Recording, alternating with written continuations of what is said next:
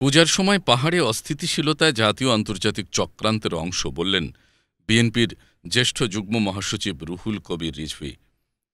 শারদীয় দুর্গাপূজা চলাকালে পাহাড়ে অস্থিতিশীলতা জাতীয় আন্তর্জাতিক চক্রান্তের অংশ বলে মন্তব্য করেছেন বিএনপির জ্যেষ্ঠ যুগ্ম মহাসচিব রুহুল কবির রিজভী।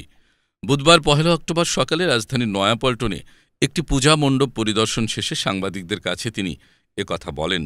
রিজভী বলেন, যারা শেখ হাসিনার পতন মানতে পারেনি তারাই পরিকল্পিতভাবে পূজার সময় পাহাড়ে অস্থিতিশীল পরিবেশ সৃষ্টি করছে।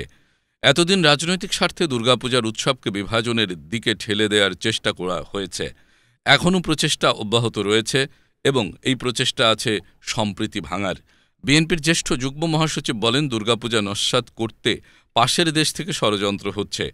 শেখ হাসিনা পারিবারিক রাজত্ব করতে চেয়েছে। তিনি দেশটাকে তার বাপের মনে করতেন। কোনো একটি দেশ চেয়েছে হাসিনাকে টিকিয়ে রেখে বাংলাদেশকে নিয়ন্ত্রণ করতে।